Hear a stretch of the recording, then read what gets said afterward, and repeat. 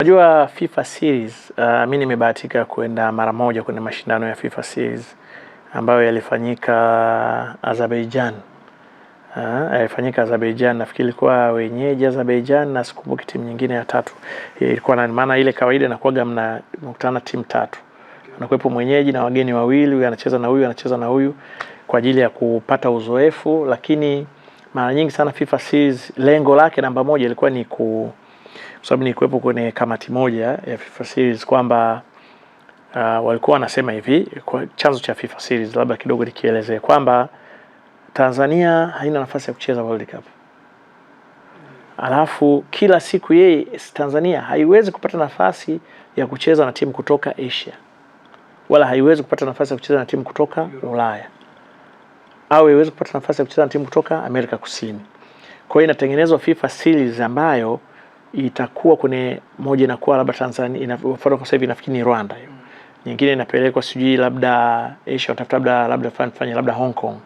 Nyingine inapelekwa sijui nchi nyingine ya Amerika Kusini, nyingine ili zile timu ambazo hazina nafasi ya kucheza na timu nyingine za mabara ziweze kucheza. Lakini ni nafasi ya huyu kuintroduce wachezaji wake dhidi ya timu za Ulaya, timu za Asia na kadhalika. Sasa hiyo ndio FIFA series ilianza kwenye mfumo huo. Sasa ni vizuri sana pia kwenye hii FIFA series kwa vikosi, mimi bila kukikosoa kikosi kilichoitwa, kwamba kuangalia pia wachezaji ambao mnawaona watakuwa na future na Tanzania, especially wachezaji pia wadogo ambao mnaamini baada ya muda wanaweza kuitumikia timu ya taifa kwa muda mrefu zaidi na ukiangalia. Lakini ni vizuri pia kuitumia FIFA series kama maandalizi ya AFCON. Unajua inaweza kama imepunguza nafasi ya wachezaji wengi vijana kwa sababu sisi tunakwenda kuwa na AFCON. Kwa coach anaweza kawa anaitumia pia michuano hiyo ya FIFA series kama kuiandaa timu yake kama mwenyeji wa michuano ya AFCON. Kwa hiyo mimi nafikiri kikosi kilichoitwa ni kizuri, kinafaa, na kama Watanzania tunapaswa kukiunga mkono kwa sababu hii ni sehemu tu ya maandalizi ya michuano ya AFCON kwa kikosi chetu, lakini tutaona wachezaji hawa wapya ambao wamepata nafasi ya kucheza. Nilitamani tuwe na kikosi ambacho kwa maana ya upangaji kitapanga wachezaji wengi sana ambao tuje kuona kwenye kikosi chetu. Lakini hii tunamwachia coach na benchi lake la ufundi, na mimi kama Mtanzania na Watanzania wengine tunabaki kwenye swala kuwaunga tu mkono, kwa sababu kama nimewahi kuambia timu ya taifa wasio ya mtu. Anaingia huyu kulingana na wakati na choice ya coach na benchi lake la ufundi wanataka nini. Sawa, mwisho jembe tufungie Champions League. Mabingwa Pyramids wameng'olewa kwenye mashindano. Bingwa muda wote National Ahli ambaye alikuwa na nafasi kubwa naye ameng'olewa kwenye mashindano. Nusu finali Experience dhidi ya Mamelodi Sundowns, lakini pia RS Berkane dhidi ya FAR Rabat. Watu wakawa sasa wanaona imekuaje? Kwa hiyo finali ni Morocco vs South Africa ama Tunisia. Unazungumziaje hii surprise iliyotokea? Actually mimi sijichukulia kama surprise, na nilikuwa napanga nafikiri nitajitahidi niende kuangalia kati ya hizi mechi Mungu akinijalia uzima. Na nilikuwa naogopa tu mambo ya Iran pale usili kapitiliza huku, kwa hiyo nilikuwa napanga niende nikaangalia. Nimekuwa kawaida yangu, hata msimu uliopita kama nakumbuka niliangalia mechi kati ya Pyramids na Orlando Pirates. Alafu niliangalia mechi kati ya Ahli walicheza na nani? Ahli ambao walicheza finali na nani? Walicheza na Mamelodi. Na nilikuwa nimekaa hoteli moja na Mamelodi. Tulikaa hoteli moja. Mimi hoteli nilikuwa nakaa, Mamelodi walikuja wakakaa pale na Pyramids wakakaa pale. Halafu wao wote ndio wakaingia finali. Lakini mimi nilimwambia kocha wa Pyramids kwamba coach, mkiingia nyinyi finali, mkiweza kuwavuka Orlando, basi ninaamini mtakuwa mabingwa. Sababu kwa namna walivyokuwa wanacheza. Lakini safari hii mambo yamebadilika, na unakumbuka niwahi kukuambia hali wao kabisa kuhusiana na timu moja inaitwa FAR Rabat. Nilikwambia kaka, level yao hawa unaweza ukashangaa wamefika finali kama unakumbuka. Leo wako nusu finali. Katika mechi ambayo na Yanga walicheza hapa Zanzibar kama unakumbuka. Level yao iko juu sana ya kwa aina yao ya uchezaji, na ukumbuke ni timu ya jeshi. Lakini kuna kitu ambacho mimi kwanza kuna kitu kimenisikitisha, kimeniumiza sana moyo, lakini sina ujanja kwa sababu ndio uhalisia. Unajua ukiangalia kwenye Confederation Cup kama sijakosea ile nusu finali yote ni ya kaskazini. Ukiangalia kwenye Champions League pale nafikiri anafanya destruction, nafikiri ni Mamelodi South Africa. The rest ni kaskazini. Na hapo unapozungumzia kaskazini, huku wababe Egypt wakiwa wamekatwa twice. Wamevuliwa ubingwa na bingwa mara nyingi zaidi ametolewa. Lakini finali bado imebaki kaskazini. Algeria unaona wanaanza kuinuka. Morocco wanaendelea kusimama. Na unaona sasa finali kwenda, maana yake sasa kuna guarantee timu moja ya Morocco inaenda finali. Hiyo guarantee tayari watakuwa na team finali kwenye Champions League. Na kama wakienda Berkane, maana yake wameenda mara mbili finali, wametoka kwenye Confederation wameenda kucheza Champions League. Lakini ukiangalia hapa katikati Berkane wanaonekana kama wamechoka hivi.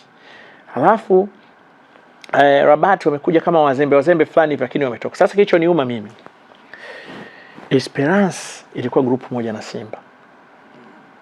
Na ukiangalia Esperance yao wamesua sana, hata ile mechi na Simba wameshinda, afu wakaja kutoa sare kimkanda hivi. Lakini wameenda wana improve leo, waenda kuivua ubingwa Ahli, wanaipiga ndani nje. Kumradhi. Hiyo ilitoka kwetu. Lakini Stade Malien ukiangalia wamekwenda kutolewa na Mamelodi 3-2. Tia maji Mamelodi nusura watolewa. Na walikuwa mechi ilikuwa ngumu kweli. Lakini FAR Rabat ambayo ilikuwa kwenye group moja na Yanga, na wao pia wameingia hatua hii. Wakiwa wamemtoa Pyramid. Wanamvua ubingwa Pyramid.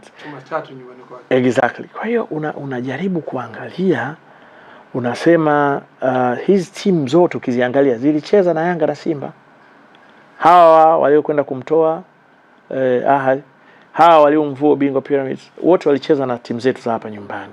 Na kwenye level ya uchezaji, hata kama wale walionyesha uwezo na timu zetu, mfano kama kipindi kile Simba tulikuwa tunaona ni timu ambayo kiwango kiko chini sana, lakini bado ulikuwa unaona walivyoweza kupambana na Esperance. Yanga waliwafunga hapa, ingawa kweli tuliona ile goli bila shaka alilikuwa ni bao sahihi, na mwamuzi wa pembeni yule, unajua mshika kibendera, aliondolewa kwenye mashindano ya AFCON kwa sababu ya ile issue. Walikuwa wanaficha watu, lakini huo ndio ni ukweli. Lakini bado Yanga walivyocheza na wale, uliona mechi ilivyokuwa ngumu. Exactly. Kwa hiyo level ya timu zetu kwamba bado ilikuwa ni nzuri, kwamba tulikuwa tunaweza kufika zaidi ya pale tulipokuwa. Kwa kuna kitu kama switching sisi tunakikosa ambacho tunaweza tukakifanya, ambacho sisi tunaweza tukakifikia, lakini timu zetu kuna kitu inakikosa. Inawezekana tumekuwa na siasa nyingi za mpira kuliko uhalisia wa mpira wenyewe. Wenzetu wamefocus na wako very serious na hiyo. Nilikwambia nilienda na Yanga nafikiri mwaka 2009 tulienda Tunisia. Tukapata nafasi ya kutembezwa kwenye academy ya Esperance. Hauwezi kuamini, amazing. Wana scouting team ya kwenda kuchukua wachezaji Senegal, Mali, Guinea, Gambia, sijui Niger, Ivory Coast, yani scouting team ya ambao ni wao ni outside scouting team, maana kuna ile ya ndani na hii ya nje. Kwa hiyo ya nje inakwenda kutafuta wachezaji kule. Kuna watoto wa Kisenegal wa nini wamejaa pale kwenye ile timu yao, ambao wengine wakikuwa vizuri wanaweza kaweka kwenye timu yao, wengine wanachukua na wapeleka kwenye timu kucheza kwa mkopo, wengine wanawauza.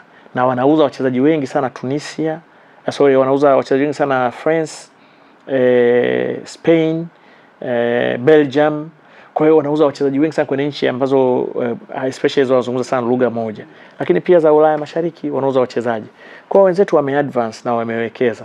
Kwa na sisi, kwangu mimi niliona nimeumia, lakini nakiri kwamba wenzetu wamebadilika na wanapiga hatua. Kwa hiyo siku ya mwisho ukweli unasema. Kwa na sisi inabidi sasa tuwekeze. Tuachane na vile vitu vya ujanja vingi, maneno mengi. Na ujumbe wangu sasa mimi kwa viongozi wa mpira pia, nilikuwa na tamani sana kuwaona wakiwekeza kwenye mpira wenyewe badala ya kuwekeza kwenye wao binafsi. Maana viongozi wengi wa mpira wamekuwa ni wale wanataka kujulikana au kuonekana wao. Na umefikia tu wakati maslahi ya klabu yanakuwa nyuma, maslahi ya kiongozi na viongozi yanakuwa juu kuliko hata maslahi ya klabu zenyewe. Sawa, nimeshukrani kwa time yako. Asante sana. Na mimi nitaka niongeze. Nilikuwa nataka niongeze kusema kwenye swala lile la viwanja. Viwanja vyetu vya ligi kuu vifanyiwe kazi vizuri, kwa sababu viwanja vinakwenda kuturudisha nyuma, na kutokana na hatua tuliokuwa tumepiga, mimi nafikiri hatupaswi tena sana sasa hivi kwa tunazungumza na kufungia viwanja. Kamati inayosimamia viwanja, mimi naamini kabla ya ligi walikagua vizuri sana, na kusiwe na kisingizio cha mvua, kwa sababu mvua zinapokuja au viwanja vinapotengenezwa, tunajua sasa kuna kipindi cha mvua kitakuja. Kwa preparation pia zinahusika pia na uhusiano wa mvua zitakapokuja, kwa maana ya kipindi, kwa sababu hatuwezi kuzuia mvua zisinyeshe.